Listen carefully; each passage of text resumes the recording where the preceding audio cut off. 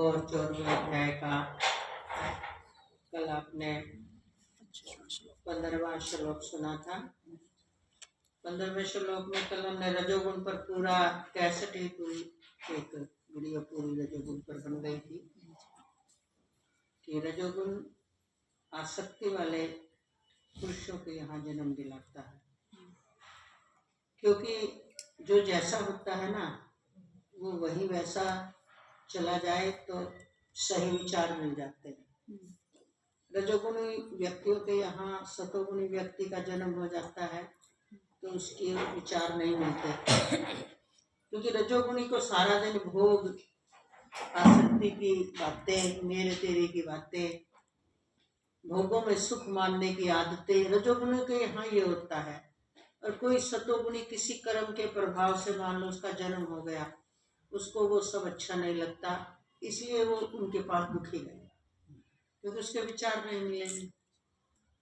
और सतोगुणी सारे व्यक्ति रहते हैं, कोई एक रजोगुणी व्यक्ति आ जाए, मतलब आपके बेटे के रूप में, आपकी बहू के रूप में, आपके पति के रूप में, आपकी पत्नी के रूप में, या सास के रूप में, या जो भी एक मेंबर जो जिनके पास सदा रहना है वो हो रजोगुणी। वो सारे व्यक्ति हैं सतोगुणी, तो वो रजोगुणी दुखी रहेगा। क्यों? उसको सारा दिन संसार की बातें, सारा दिन भोगों की बातें, और सतोगुणी व्यक्तियों को सोचेगा कि इनको तो बस यही भगवान का भजन कर लो, सदाचार में रहो, सतोगुणी भोजन करो, सतोगुणी जीवन जियो, उसको रास नहीं आता। इसलिए और तमोगुणी व्यक्ति अगर रजोगुणी व्यक्ति के यहाँ पैदा हो जाए, और सतोगुणी के यहाँ तो बिल्कुल रास आएगा नहीं, रजोगुणी के यहाँ भी रास नहीं आता। क्यों? रजोगुणी तो सारा दिन जितना हो गया और होने दो, और होने दो, और होने दो, अब और कर्म करो, और मेहनत करो, और भोग भोगो, ऐश आराम की। और तमोगुणी व्यक्ति करूंगा तो नहीं, करे हुए काम बस भोग दे दो मुझे, चाहे दूसरे के हिस्से का दे दो। जिसको आप ये बोलते हो इसने तो कराया मिल जाओ, ये खुद कुछ नहीं करना चाहता, ऐसे भी होते हैं ना। तो उसकी भी वहां पर विचारधारा नहीं मिलती। तो कहने का मतलब क्या है, इसलिए भगवान ने ऐसा शब्द प्रयोग किया है कि रजोगुण के बढ़ने पर मृत्यु को प्राप्त होकर कर्मों की आसक्ति वाले मनुष्यों में उत्पन्न होता है, तो उसकी सही पटेगी वहां।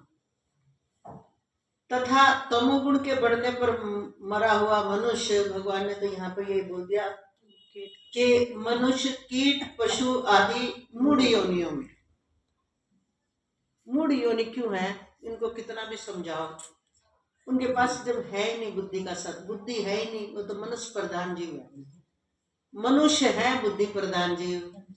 मनुष्य ही रजोगुणी तमोगुणी होने के कारण अपनी बुद्धि का प्रयोग नहीं करते, बस मन में जो आ गया करते हैं।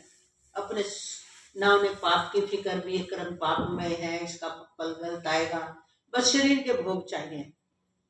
और उन विचारों को जीवों को तो कहाँ से समझ आएगी, वहां तो बुद्धि बिल्कुल गौण होती है, उनको पता है। मनुष्य प्रधान जीव बोलते हैं वो लोग, और मनुष्य है बुद्धि प्रधान, और देवता है सतोगुण प्रधान।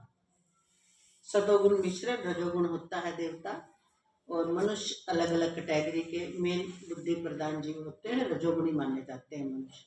पशु पक्षी आदि तमोगुणी माने जाते हैं, मनुष्य प्रधान जीव माने जाते हैं। लेकिन वही कोई शापवश आ जाए, पशु योनि में आ जाए, तो पिछले जन्मों का उनका पुण्य पुंज है, तो पशु भी बिल्कुल शांत होते हैं। ये नहीं होते कि वो तमोगुणी ही होते हैं, उनको पिछले जन्म की कोई बात याद हो। कोई मनुष्य शापवश या किसी कर्म के उसमें आ जाए, आ गया है, पर वो रजोगुणी नहीं है, सतोगुणी है अपना जीवन। ऐसे मनुष्यों के लिए कहा कि आन पड़ा चोरन की नगरी, जागत रात बिताऊं सगरी। तो उसके लिए ये चोर है, ये संसार भी, संबंध भी। क्यों चोर है? कि इन्होंने तो सारा दिन संसार की ही सुख, संसार की बातें सब पसंद आती है, तो उसके लिए रहना मुश्किल हो जाता है ना। और देवता में कोई रजोगुणी देवता मतलब सतोगुणी के किसी यज्ञ के बल से, नहीं तो उसमें कोई क्वेश्चन उठा देगा देवता कैसे बन गया, रजोगुणी है तो। मतलब उसने 100 अश्वमेध यज्ञ कर लिए, देव पद इंद्र का मिल गया। अब इंद्र का पद तो मिल गया किसके प्रभाव से, यज्ञ के प्रभाव से। जो 100 अश्वमेध यज्ञ कर देगा, जैसे बलि राजा थे 99 यज्ञ कर लिए थे, 100वां यज्ञ शुरू हो रहा था। तो इंद्र को फिक्र हो गई कि इसने ये यज्ञ पूरा कर लिया तो ये इंद्र बन जाएगा, और ये तो असुर हैं, ये तो असुरों का राज हो जाएगा, राज तो देवताओं का होता है। तो इसलिए भगवान विष्णु के पास गए वो। अब भगवान विष्णु वामन अवतार लेकर आए, और वामन अवतार लेकर के भगवान विष्णु को तो पता ही था ये मेरा भक्त है, क्योंकि मेरे भक्त जो प्रहलाद है उनका पुत्र है, विरोचन का पुत्र, विरोचन प्रहलाद के पुत्र है। तो ये भी बहुत धर्मात्मा है। असुर योनि में तो प्रहलाद भी कहलाया, पर प्रहलाद कौन था, देवता भी नहीं हो सकते ऐसे, इतनी ऊंच क्वालिटी के प्रहलाद जी हुए, उस परंपरा से है। भगवान को तो पता था, और बलि भी बहुत बहुत साधना करते थे भगवान की प्राप्ति के, हैं। लेकिन उनके गुरु ने, शुक्राचार्य गुरु असुरों के नाते, तो उनके गुरु ने उनसे कहा कि 100 अश्वमेध यज्ञ करो तो तुम्हें इंद्र के पद पे बिठाएंगे, फिर कोई नहीं गिरा सकता। तो हर गुरु अपने अपने शिष्यों का बल बढ़ाना चाहता है ना। तो शुक्राचार्य गुरु चाहते थे कि इंद्र के पद पर स्वर्ग पर असुर बैठ जाए,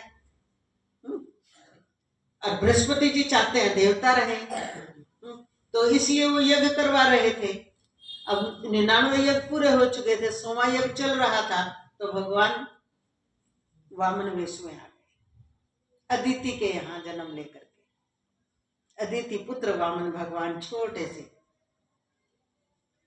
तो वहां भगवान ने देखो क्या दिखाया कि अरे देवताओं, जो तुम्हें चाहिए वो मेरे शिष्य को कुछ चाहिए भी ना। तो 3 पग भूमि में आप जानते हो सब नाप लिया, और 1 पग में तो पूरा ही आकाश नाप लिया, और दूसरे पग में पूरी पृथ्वी है, मतलब 1 पग में पूरा ब्रह्मांड, 2 पगों में नाप लिया। बोले तीसरा पग कहाँ रखूं मैं? तो बोली भगवान ने कहा प्रभु, और तो मेरे पास कुछ है नहीं, पृथ्वी और स्वर्ग मतलब पूरा ब्रह्मांड आपके। अब पृथ्वी भी आ गई है और आकाश भी आ गया है, तो मैं, उन्होंने सिर झुका दिया कि ये शीश है, इस पे अपना तीसरा चरण रख लो, इससे बढ़कर क्या होगा। तो भगवान ने तीसरा चरण रखा, और वो सिर सीधा नीचे पाताल में चला गया, भगवान के चरण भी चले गए। तो पाताल नाप दिया सारा जाकर के। अब क्या हो गया, पृथ्वी लोक, पाताल लोक, स्वर्ग लोक, तीनों लोग नाप लिए भगवान ने। और फिर कहा वामन जी ने, भगवान ने, कि तुम विजयी हुए, अब मैं तुम्हें वरदान देता हूं कि अब तो तुम इस पाताल लोक के राजा बनो, और अगली चतुर्युगी में, अगले मनवंतर में, चतुर्युगी में नहीं, अगले मनवंतर में तुम इंद्र बनोगे। तुम्हारा यज्ञ पूर्ण हुआ, मतलब वापस ऊपर लाए, 100वां यज्ञ पूर्ण करवाया। ये नहीं है अब भगवान के दर्शन हो गए हैं, सिर नाप लिया है, और अब क्या जरूरत है यज्ञ करने की, नहीं, वही विधि विधान से जो यज्ञ अधूरा था उस यज्ञ को पूरा करवाया। मतलब कहने का मतलब जो नियम है, जो कानून है, वो भी पूरा होना चाहिए। नहीं तो अरे भाई, अब नौकरी तो मिल गई है, उस मैट्रिक पास करने की क्या जरूरत है? बोले नहीं नहीं, डिग्री तो होनी चाहिए। आपकी जो क्वालिटी है वो क्वालिटी अपनी जगह है, पर हर जगह तो डिग्री भी चाहिए ना। तो इसी तरह जो नियम है 100 यज्ञ का, तो नहीं तो ये फिर 100 यज्ञ नहीं कहलाएंगे, 99 ही कहलाएंगे, तो इंद्र के पद पर नहीं बैठ पाओगे, बहुत सारी आपत्तियां खड़ी हो जाएंगी। तो 100वां यज्ञ पूरा करवाया, और कहा, तो कहा अब तुम मुझसे मांगो, क्या मांगना चाहते हो?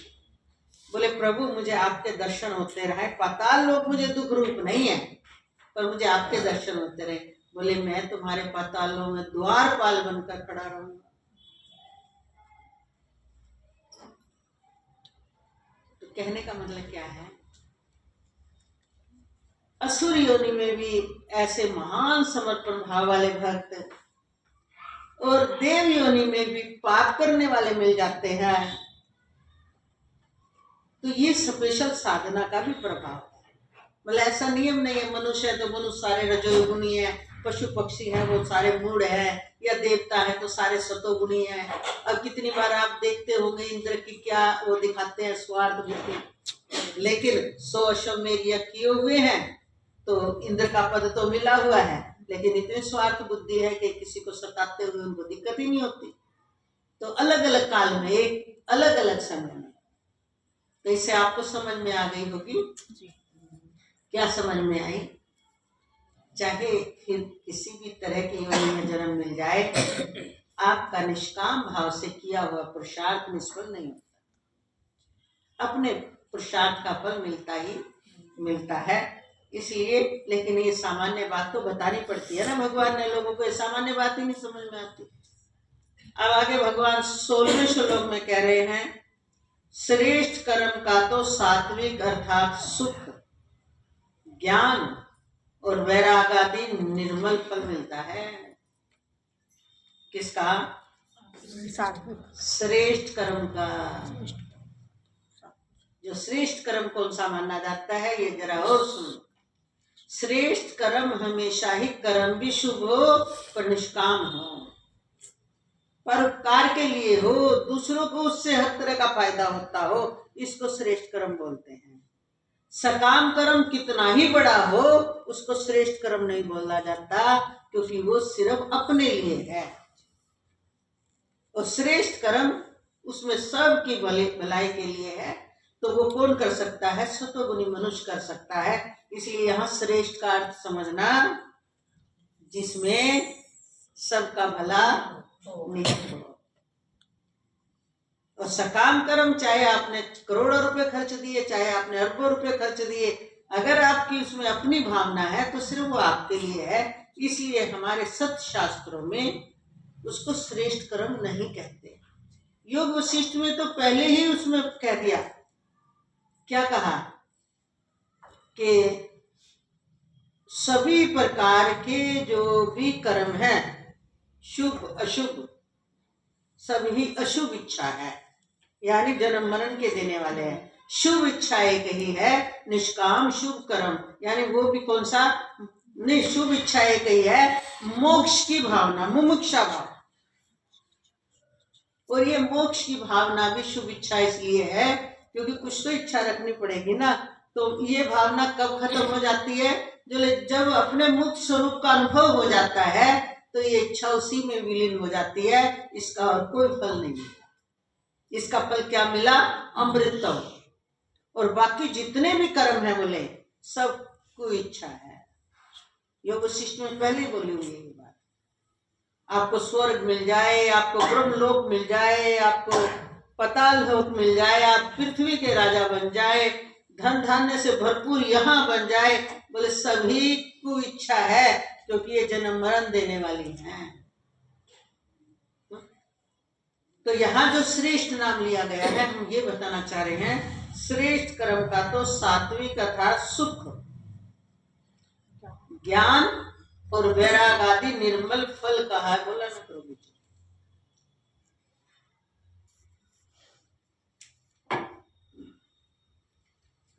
और राजस कर्म का फल दुख एवं तामस कर्म का फल अज्ञान।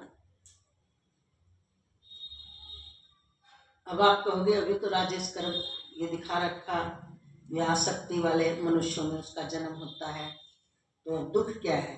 तो जन्म लेना दुख है, भोग भोगना दुख, नए कर्म बनाने और नए कर्मों का पुंज तैयार हो जाता है।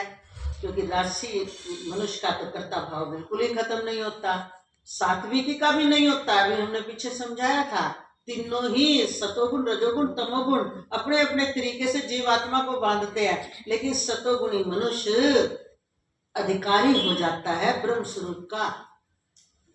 महापुरुष की शरणागति मिली और उसको बात समझ में आई और घटना घट गई। बाकी तो ये तीनों सतोगुणी को कौन बांधता है? अपने त्याग का, अपने शुभ कर्म का, दूसरों को सुख देने का, अंदर में अहम पक्का रहता है। बाहर से वो बोलता है मैं कुछ नहीं करता, मुझे कुछ नहीं चाहिए, मैं तो परोपकार ही करता हूँ, नाम परोपकार होता है, लेकिन अंदर की कर्ता भाव, और ऐसे मनुष्य को जल्दी सी हटाना भी मुश्किल है।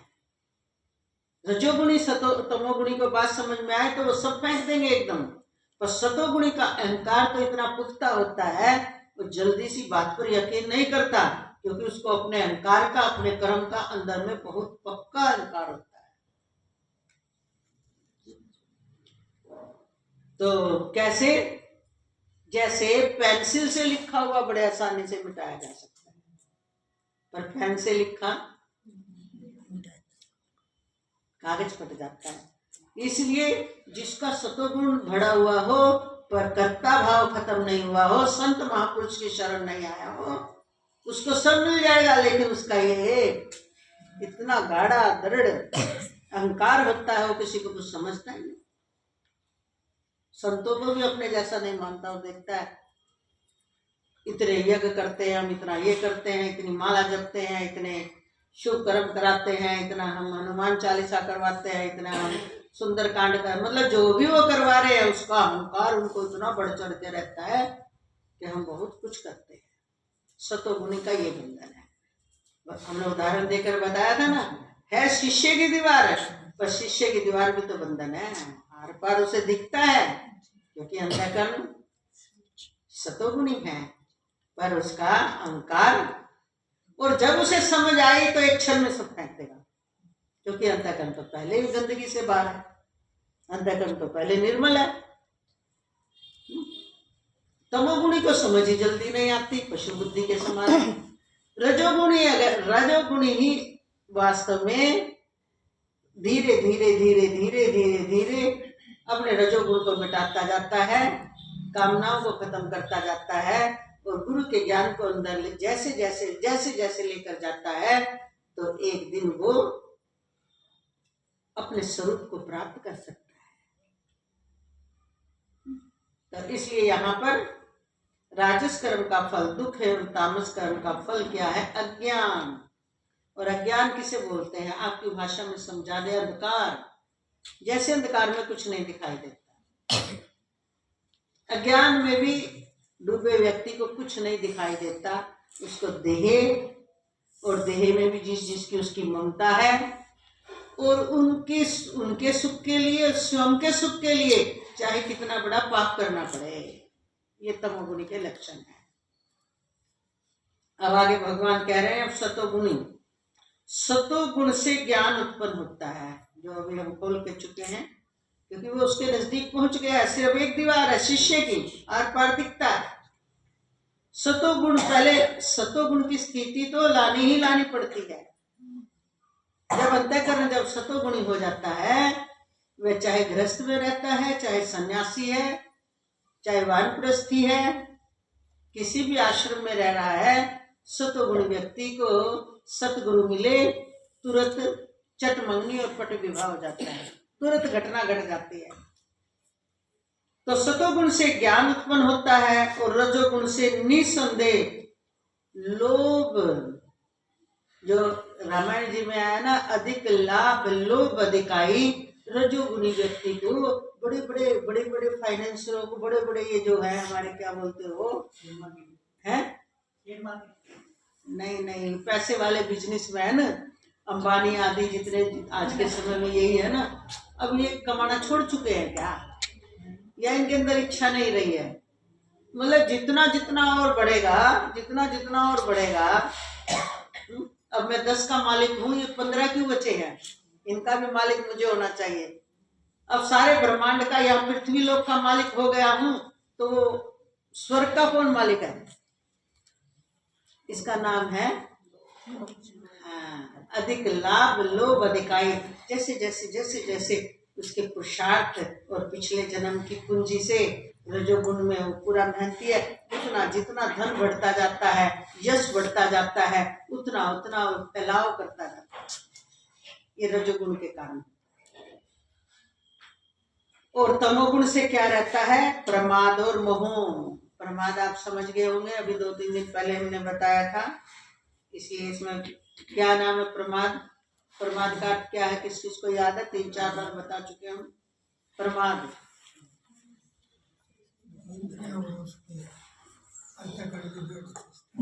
जो आलस से प्रमाद और आलस दो है माता जी। प्रमाद का अर्थ क्या है? जो सही सब ना बोला करो। हाँ, क्या बोल रहे हो तुम? बना आलस। आपकी तो सुन ली, इनकी क्या बोल रहे हो? जिस सही ध्यान ना न करने योग्य कर्म में प्रवृत्ति करना, करने योग्य कर्म न करने का मतलब ही नहीं, व्यर्थ की चेष्टाएं करना उसका स्वभाव है। एक ही लाइन में जवाब होना चाहिए। व्यर्थ की चेष्टाएं करना उसका स्वभाव, ये प्रमाद है। करना है भजन, और भजन तो बस उंगली तो चल रही है, व्यर्थ की चेष्टाएं दिमाग में, व्यर्थ की, जिसका कुछ वर्तमान में उस समय कोई लिंक नहीं है उसका, पर दिमाग व्यर्थ की चेष्टाओं में। अब रही बात कि कोई कहे कि व्यर्थ की चेष्टाएं मन में चल रही है ना, है? हाथ से माला जप रहे हैं ना, या हाथ हम शांत बैठे हैं ना, हम अपने जानने वाले में बैठे हैं। जानने वाले में तो बैठे हो, अगर जानने वाले में आप स्थित हो और फिर जो वृत्तियां चल रही है उसको आप जान रहे हो, फिर कोई बात नहीं है, फिर कोई बात नहीं है। लेकिन ये जानने वाले की स्थिति कहाँ आती है जल्दी सी? व्यर्थ की चेष्टाओं ही दिमाग में चलती रहती है, वही कंट्रोल नहीं होती। और बताए, अब किसी विषय पर आप गहरा विचार करने चाहते थे, अब आपको व्यर्थ की चेष्टाएं करने का स्वभाव है, तो आप करना चाह रहे थे, वो करना भी चाहोगे ना, गहरे जा ही नहीं पाओगे, फिर न फिर कोई, इसको विक्षेप भी बोलते हैं,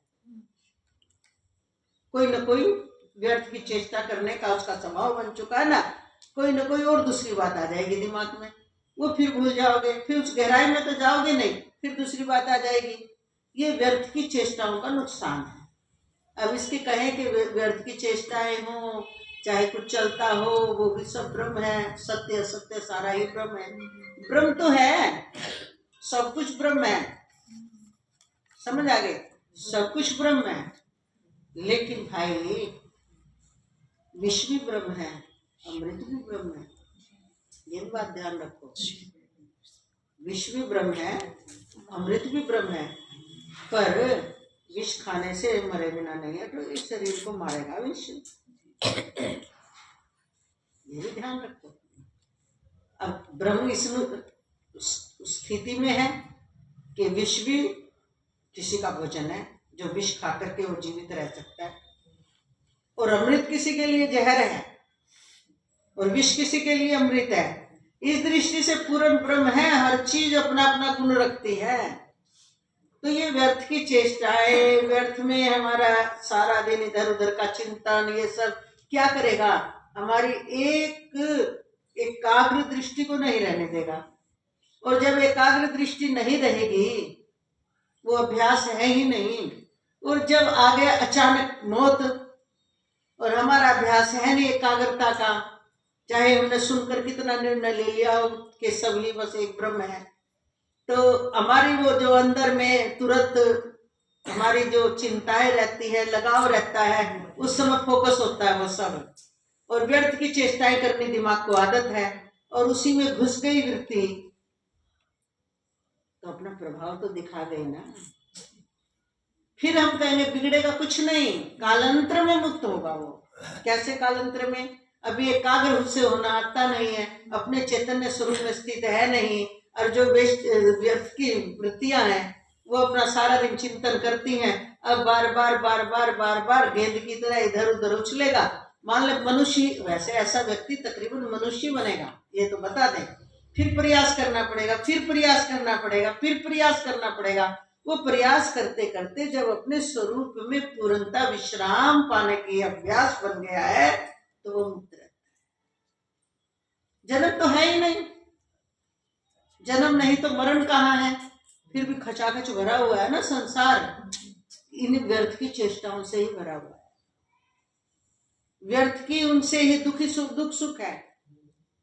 अंत समय राम आवत नहीं, जन्म जन्म मुनि यतन कराई, अंत राम कहीं आवत नहीं। इसका क्या मतलब? राम का मतलब शरीरधारी राम की बात नहीं है, जो हमारा स्वरूप है। सारी जिंदगी यत्न किया, ना जाने व्यक्ति कौन सा चिंतन करने लग जाए तो हमारे स्वरूप की स्थिति ना बनकर, इसलिए हमें व्यर्थ की चेष्टाओं को भी पूरे होश हवास में रहकर ही करना चाहिए कि ये व्यर्थ की चेष्टाएं किस लिए हो रही हैं। ये व्यर्थ की चेष्टाएं चिंतन किसी कारण से चल रहा है, या स्वभाव बन गया है, या सारा दिन हम उसी में मोल्ड रहते हैं इसलिए तो नहीं चल रहा। चल रहा है तो क्यों चल रहा है? अब कईयों की दिमाग की नसें कमजोर होती हैं, वो कार्य करने के बाद और सोचते हैं अब चिंतन नहीं आना चाहिए, पर उनकी चल रही है, दिमाग की नसें जल्दी रिलैक्स नहीं पाती, तो वो तो अपने जानने वाले में रहे ना, फिर पा जाएंगे रिलैक्स। अच्छा, कईयों के दिमाग की स्मृति ही नहीं रहती, और क्या होता है कि जो जिस विषय में विचार करना है वो विचार भी नहीं कर पाते, मूढ़ों की तरह पड़े और सो गए। अब वो फिर तो वो ज्यादा ज्ञानी हो गए, इसका मतलब तो उन्हें तो फट लेटते ही नींद आ रही है, और उनको तो अभी बात कही थी भूल गए, तो फिर तो वो ज्ञानी हो जाना चाहिए। नहीं, वो तमोगुणी है, उनकी समृद्धि नहीं है। उसको ये नहीं माना जाएगा कि इसको तो अभी जो बात कह दो, जी हमारे तो दिमाग में नहीं आती, हम तो पढ़ते सो जाते हैं, हमारी तो स्मृति में ही नहीं रहती, आपने जो कहा हमें नहीं याद रहता। नहीं, विकास कम है चेतना का, चेतना का विकास कम है, और चेतना का विकास ही चैतन्य स्वरूप की अनुभूति में रहना। इसलिए हमें अपनी चेतना का विकास करते रहना चाहिए, करते रहना चाहिए। आप कहोगे चेतना का विकास होता है तो वो फिर सब सारी है ना हमारे को और जो वृत्तियां वो घुसी रहती है दिमाग में, फिर इसी का नाम तो अभ्यास है। अपने इस चैतन्य स्वरूप में हर वृत्ति में देखो क्या करना चाहिए, तरीका बता रहे अपने अलग अलग तरीका। या तो ये अभ्यास बनाओ, जो भी वृत्ति उठ रही है उसके आपका हर समय, स्वामी हमारे शंकराचार्य निश्चलानंद जी ने कहा सतत चिंतन, सतत चिंतन, हर समय ये रहना चाहिए कि ये अब वृत्ति उठी और ये गई, अब ये कार्य किया, देखो मैं इसको भी जान रहा हूँ, हर समय जान रहा हूँ, उठती हुई को भी, शांत होती हुई को भी, आते हुए को भी, जाते हुए को भी, मैं किस लिए इस कार्य में लगा उसको भी मैं जान रहा हूँ। कार्य कितना भी कर लो, अब तो कितनी बार कहते हैं आप राजा बन जाओ, आपकी सामर्थ्य तो राजा बन करके पूरी पृथ्वी के राजा बन जाओ अगर आपकी सामर्थ्य है तो। लेकिन राजा बनकर भी आप अगर आप न्यूट्रल हो, इसलिए हमारे राजा जनक आदियों की महिमा गाई जाती है कि राजा जनक आदि राजा बनकर भी अपने ब्रह्म स्वरूप में रहते थे, तो इतनी उनकी चेतना का विकास था कि अपने इस ब्रह्म सुख को कभी छोड़ते नहीं। और इसका साक्षी और बताए, रामायण जी साक्षी है कि जब राम जी को उन्होंने देखा विश्वामित्र जी के साथ, जब पहला जब उनको ठहराया हुआ था, तो फिर राजा जनक स्वयं मिलने आए, क्योंकि ये शिष्टाचार था। आज के समय में तो शिष्टाचार बदल गया है, कहेंगे महाराज को लिया आओ दरबार में, तो राजा स्वयं आए जहाँ ठहराया हुआ था उनको, तो विश्वामित्र जी आए हैं स्वागत के लिए, स्वयं आए। और जब स्वयं आए तो विश्वामित्र जी को जब प्रणाम किया तो साथ में दोनों राजकुमार हैं। तो जब राम जी को देखा जनक जी ने, जब राम जी को देखा तो उन्होंने क्या कहा, ये कौन है? इनको देखकर जो मेरे हृदय में इतना वैराग्य था और मैं हमेशा ही राजा होते हुए ब्रह्म सुख में रहता था, अब वो मेरा अंदर एक रस वो नहीं ठहर रहा, इनकी आंखों के सामने अपनी दृष्टि हटाने को मन नहीं करता, मुझे उस सगुन में रस वो सुख आ रहा है। किया ना अपना ब्रह्म सुख का त्याग कर दिया उस काल में अंदर के। नहीं तो राजा जनक की जो हिस्ट्री आती है कि राजा जनक के लिए एक बार एक संत आ गए, परीक्षा के लिए भेजे गए थे। सुखदेव जी की कथा भी है, वो एक अलग है, एक ये भी कथा है। तो राजा जनक कैसे ब्रह्मनिष्ठ हो सकते हैं, राज करते हुए हो ही नहीं सकते। तो एक महात्मा वहां आकर रहने लगे, परीक्षा हेतु भेजा गया था। उस महात्मा ने ही ये बात बोली थी। तो जब राजा जनक के सामने रखे कि राज दरबार करते हुए, सारा दिन बातचीत करते हुए, सारा दिन, क्योंकि राजा बनने के बाद तो बहुत सी ड्यूटियां हैं, तो आप कैसे ब्रह्म सुख में रह सकते हो? तो आपकी महिमा तो महापुरुष गाते हैं। तो राजा जनक ने कुछ जवाब नहीं दिया, तो उनको ठहरा दिया। सुखदेव जी की भी मिली जुली कथा ऐसे, उनको ठहरा दिया। ठहरा करके एक अपना ऋण उनको दे दिया, भाई समय आने पर मैं आपकी इस बात का जवाब दे दूंगा। तो 2-4-5 दिन बाद महाराज ने कहा, राजा ने बुलाया और कहा चलो स्नान के लिए चलते हैं।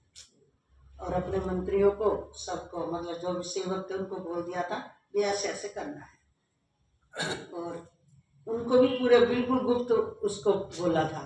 और खुद मतलब एक ऐसी शक्ति का प्रयोग किया और नहाने चले गए। जब नहाने चले गए तो राजा जनक नहाने में मस्त है और महात्मा जी भी नहाने में मस्त है नदी में। अब तुरंत एक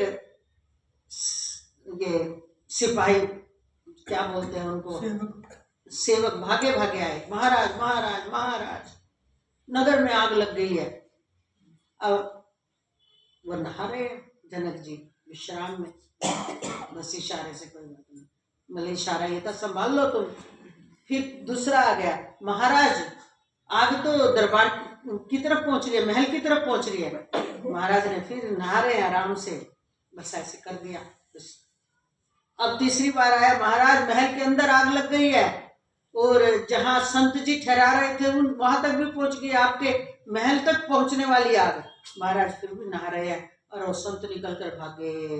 अरे वहां तो मेरी लंगोटी, मेरे वस्त्र सब रखे थे और वो जल में से निकल कर भागे। और भाग करके फटाफट, बस महाराज ने कहा, जनक जी ने, महाराज कहाँ जा रहे हो? अरे बोले कह रहे महल में, उस कमरे में तो मेरी भी, उसी महल में तो मेरा कमरा है, उसमें भी कह रहे आग पहुंच गई, उसमें मेरा सामान रखा है, लंगोटी भी रखी है। जनक जी का तो ये प्लान थी। तो जनक जी ने थोड़ी सी देर बाद बस यही इतना ही दिखाना था। और चौथा सेवक आया, उन्होंने कहा महाराज आग बुझा दी गई है, आग शांत हो गई है, बिना किसी नुकसान के, कोई नुकसान नहीं होगा। महात्मा तब स्नान, राजा जनक तो स्नान में मस्त थे, स्नान करके बैठे महात्मा जी के पास। बोले महात्मा जी अब यही नदी में बैठ के थोड़ी चर्चा कर लेते हैं। बोले हाँ जी। बोले आपने वो क्वेश्चन किया था ना कि राजा जनक किस उसमें रहते हैं, जो आप कह रहे थे कि आपके बारे में कहते हैं राजा जनक तो वर्तमान अपने ब्रह्म सुख में रहते हैं। तो बोले महाराज अब बताओ, आगे आपको समझ में। बोले देखो, इस राजनगरी का राजा कौन कहलाता हूँ मैं। महल दरबार सब आपके सामने सुनी कि दरबार तक पहुंच गई और महल तक आग पहुंच गई। और जैसे आपने महल तक सुनी तो आपको अंदर एकदम भागे, मेरा भी कमरा वही है। आप सन्यासी होकर भी एक लंगोटी की चिंता है, आपको सन्यास लेने के बाद भी आपसे लंगोटी नहीं छूटती, जबकि आप तो सन्यासी थे, कहीं भी और मिल जाती लंगोटी। आपके पास लंगोटी का कहना मतलब होता है सीमित वस्त्र आपके पास है, वो भी चिंता है। और हम राजा होकर भी वर्तमान में ही रहते हैं। तो एकदम महात्मा ने चरण पकड़ लिए राजा। बोले ये है वर्तमान में, कहने का मतलब अब इसमें क्वेश्चन उठाने वाले इतने उठाएंगे तो राजा मूर्ख हुआ। इसका मतलब हम भी यही करें, जब ध्यान में बैठे हो और कह दे रसोई में सब्जी जल गई तो जलने दे क्या, हम भजन में बैठे रहे। नहीं, महाराज ने दिखाया कि आपके अंदर, महात्मा से कहा महाराज जी आपका कर्ता भाव नहीं खत्म हुआ अभी, और जब तक ये कर्ता भाव है कितना ही आपको ज्ञान हो जाए वो सुख नहीं दे सकता। और जब आपका कर्ता भाव है, क्योंकि देखो हमने क्यों नहीं एक्शन किया, हमने सारे पहले से ही सेट किए हुए हैं, आप कैसे बुझाते हैं, क्या करते हैं सब, फिर भी कुछ नुकसान होना होगा। जब संभालने वाले हैं वहां को हमने इशारा ही कर दिया था ऐसे भी संभाल लो संभाल लो। हम भागे नहीं। क्यों नहीं भागे? ये हम इसलिए नहीं भागे कि काम तो सेवकों ने करना है ना। अब हम अपने ब्रह्म सुख का त्याग क्यों करें इस काल में, अपने जल में स्नान क्यों ना करें? और आम आदमी ये काम नहीं कर सकता, वो भागता है। अरे मैं भी साथ भागू, कभी गलत कर दे, कभी बुझा ना पाए, कभी ये कर दे। बस यही अंतर है। हमारी बोले आम आदमी की चेतना जो कर्ता भाव में जीवित है, उसकी चेतना हर काम में मोड़ रहती है। और हम वो तो उनको दिखाना था। तो कहने का मतलब क्या है, ऐसी राजा थोड़ी बन जाते हैं।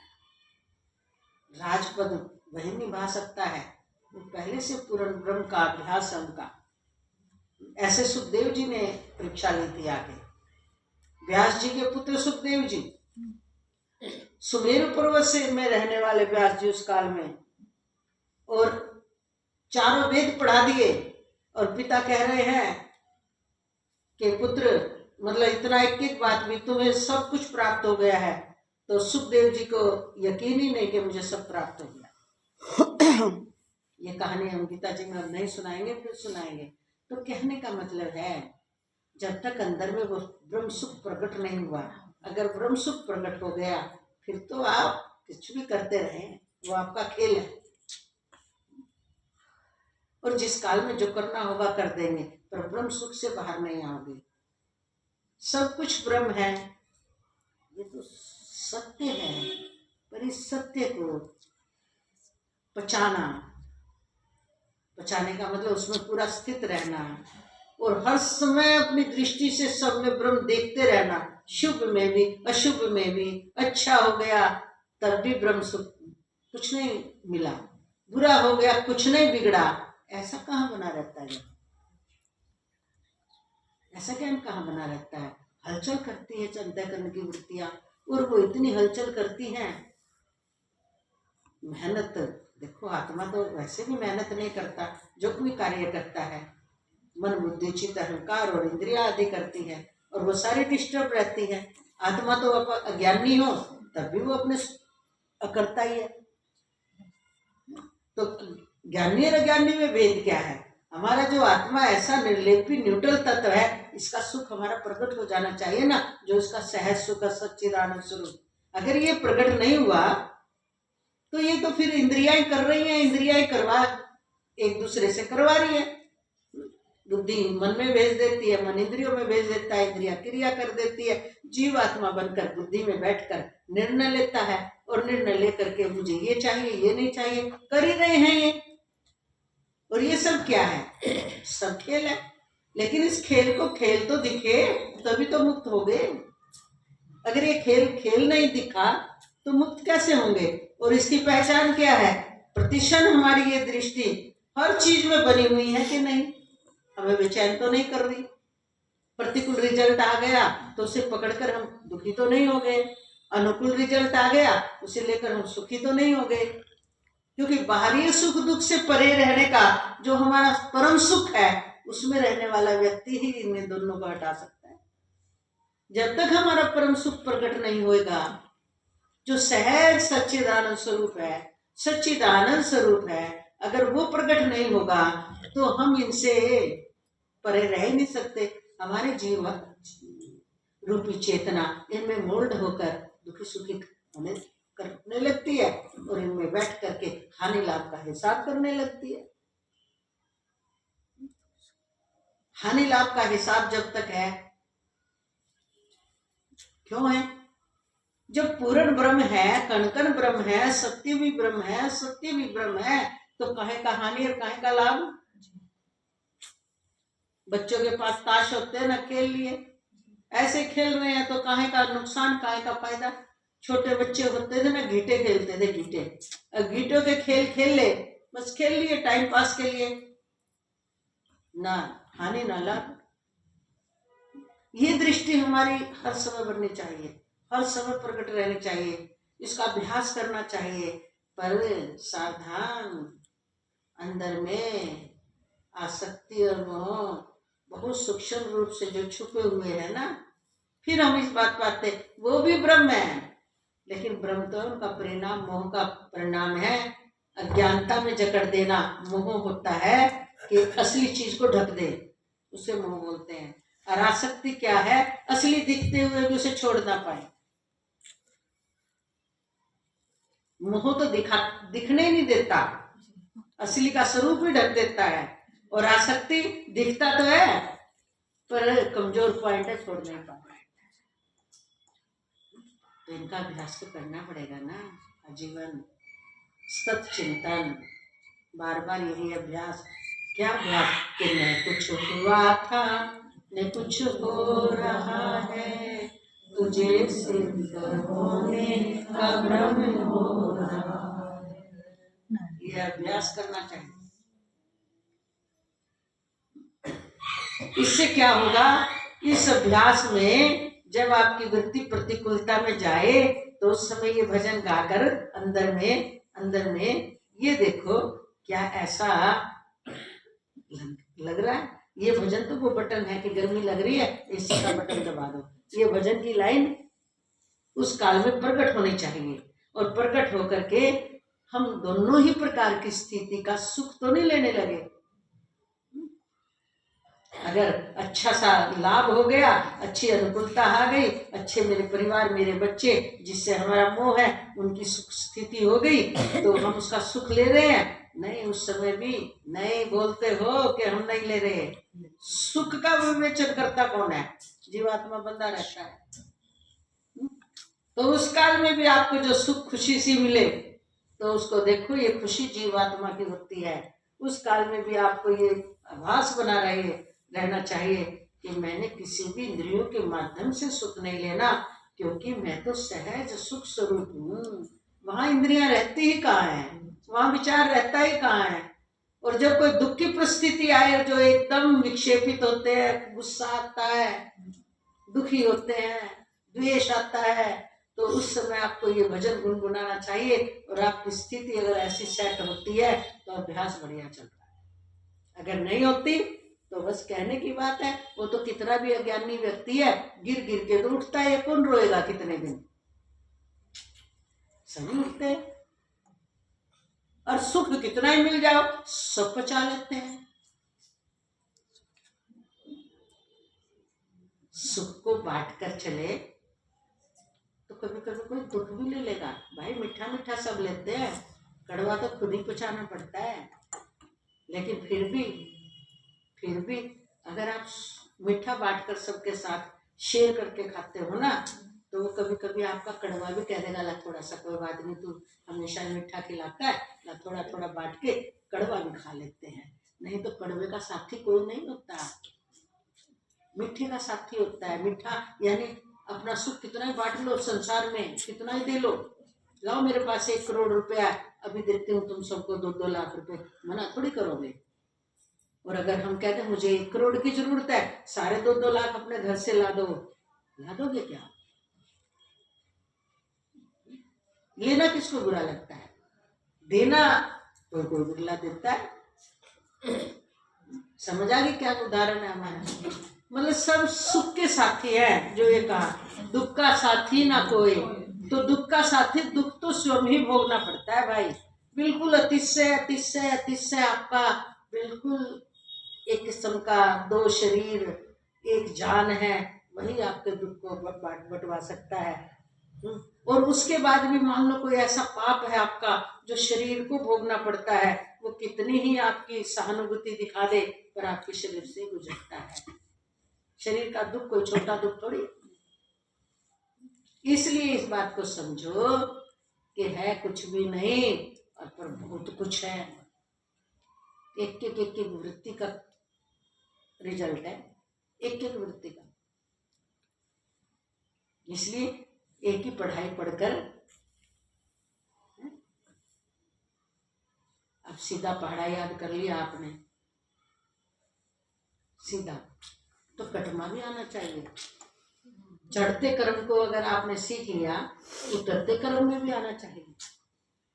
जब आप सब कुछ एक ब्रह्म के सिवाय कुछ नहीं, ब्रह्म के सिवाय कुछ नहीं। ये आपका चढ़ता कर्म है कि जगत कुछ नहीं, ब्रह्म ही है। उतरता कर्म भी आना चाहिए कि एक कीड़ी एक मच्छर भी ब्रह्म ही है, तो मुझे वो भी मेरा प्यारा है। उतरता कर्म भी आपके उसमें आना चाहिए। तो वो इतना आसान नहीं होता, कहना बहुत आसान है। तो क्या करना चाहिए, इसका समाधान क्या है? एक ही समाधान है, जो आपको जिस तरह से भी प्रभु में रहने का अभ्यास है उसी तरह से तरीके अनेक होना चाहिए भाई, सवाल हल होना चाहिए। कोई लिफ्ट से ऊपर जाता है, कोई पैदल चढ़ के जाता है, और जिन्ना भी ना चढ़ रहा हो और लिफ्ट भी ना हो, तो ऐसे ऐसे भी देखे चोर रस्सी बांध के चले जाते हैं। तो कोई हवाई जहाज से सैर करता है, कोई बढ़िया ट्रेन से करता है, और ऐसे भी हैं जो इनके पास वो नहीं है तो पैदल भी पहुंच ही जाते हैं।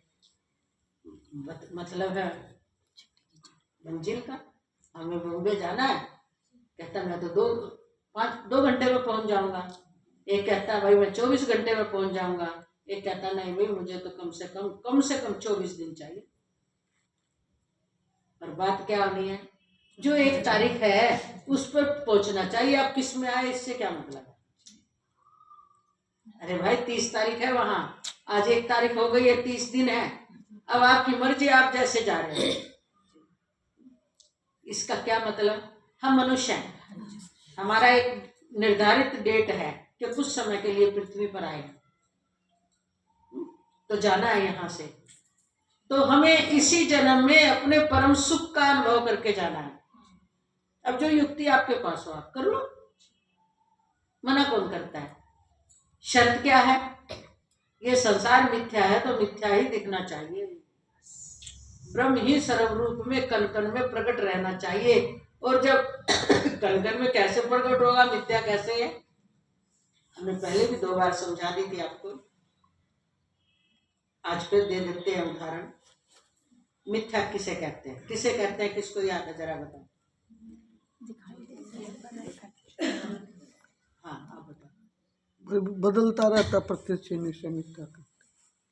हाँ बताओ मीनू। हाँ मिथ्या से मिथ्या सत्य हाथ खड़ा किया था तुमने, तब पूछ रहे मिथ्या किसे कहते हैं, संक्षेप में बता दो।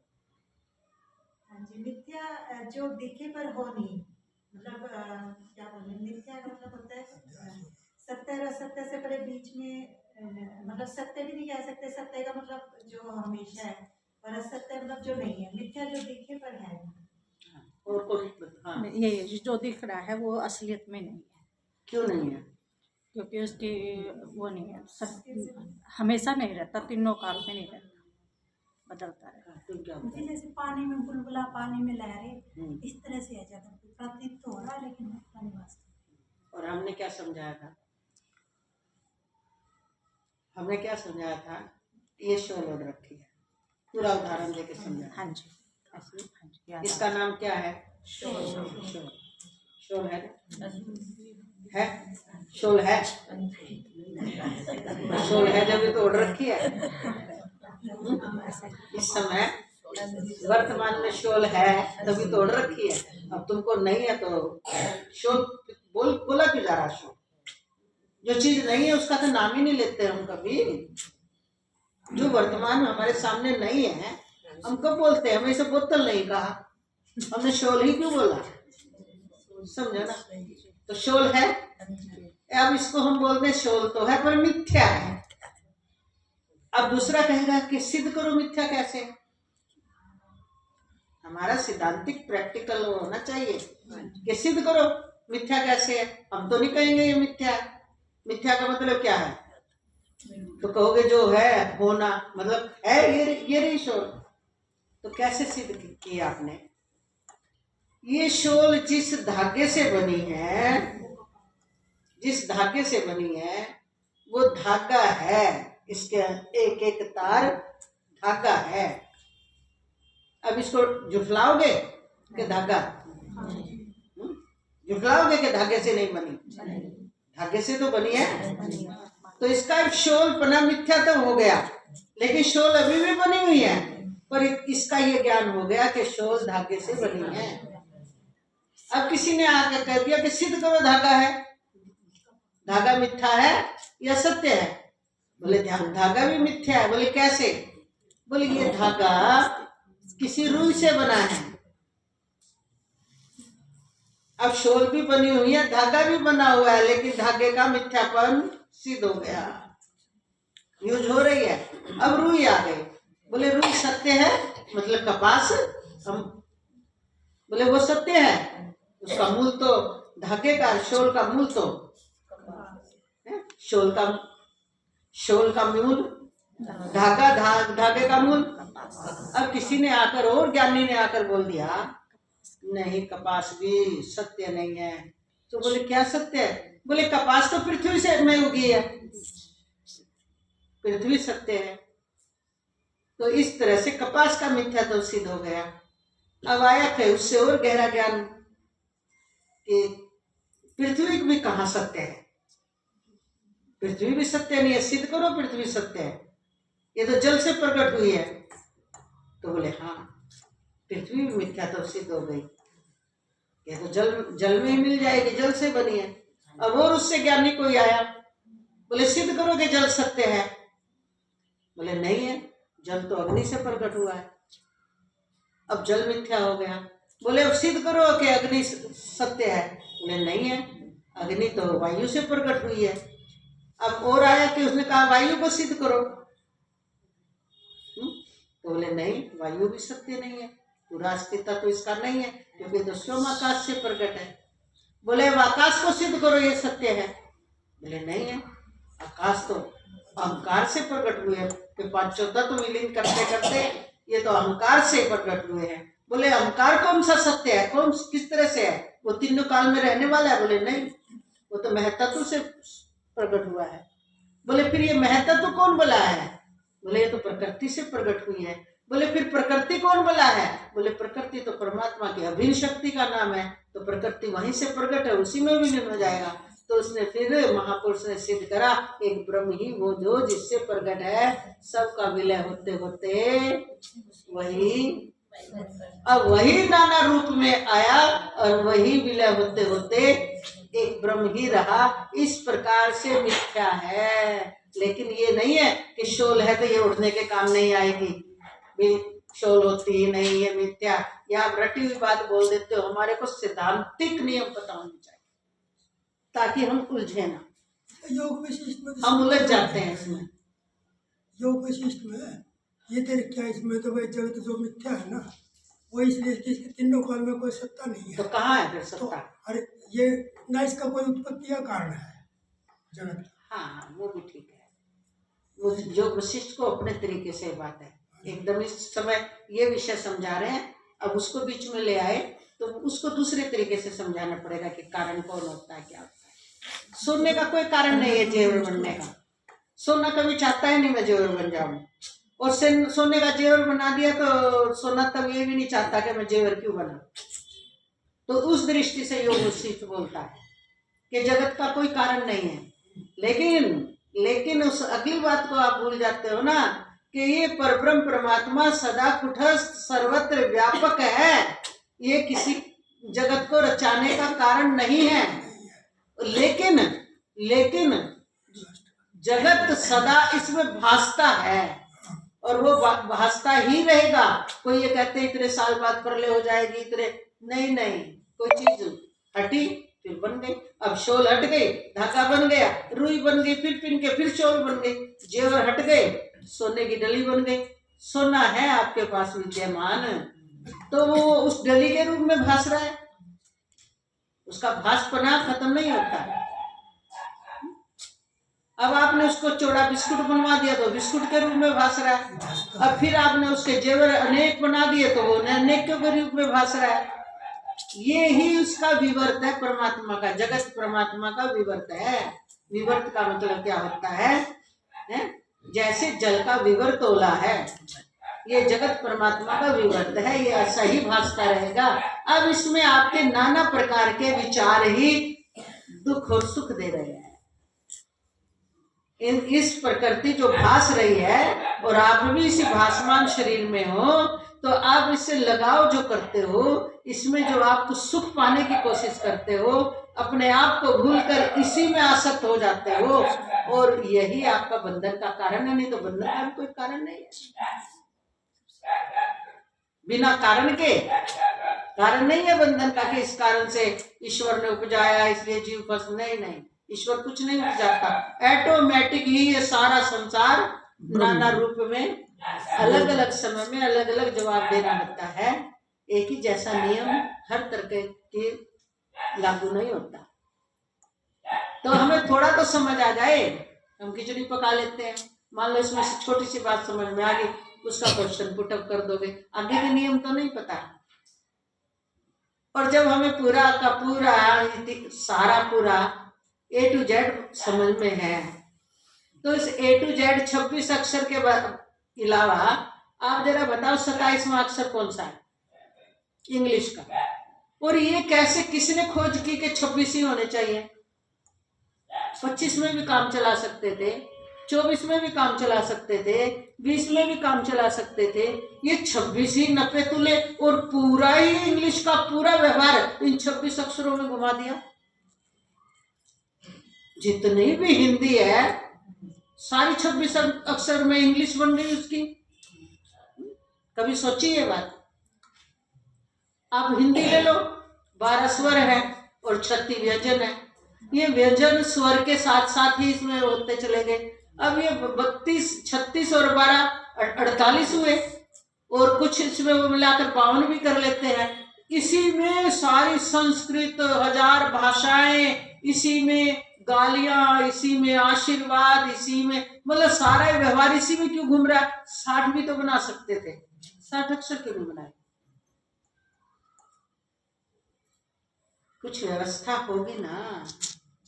देखो ना, 26 के अंतर्गत पूरी इंग्लिश घुमा दी, इन 52 अक्षरों के अंतर्गत पूरी हिंदी संस्कृत घुमा दी। अच्छा, घंटे 24 ही क्यों बना रखे हैं? 25 बन जाए, 23 भी तो बन जाने चाहिए। तो वो परब्रह्म परमात्मा न्यूट्रल होकर भी प्रकृति की व्यवस्था इतनी सुंदर है, इतनी सुंदर है, बड़े ही अपने सही, बिल्कुल सही उससे चलती है। बड़ा सूक्ष्म विज्ञान है वो। हम आधा अधूरा ज्ञान रख करके हम सोचेंगे हो गया काम, कहीं छोटा सा पॉइंट में भी मिस्टेक होगी ना, इसी से घटना घट जाती है। जितने बारीक जाओगे उतनी घटनाओं का आपको पता चलेगा। इसलिए मोटी बात क्या है? मोटी बात एक ही है कि सब कुछ ब्रह्म है ना, सब कुछ ब्रह्म है। तो मैं ही तो हुआ अपने में, फिर किसको दुख दूं, किसको सुख दूं? सबसे प्यार करना है। सब मेरा नाना रूप मेरे ही है, जिसकी जहां जरूरत पड़ जाए।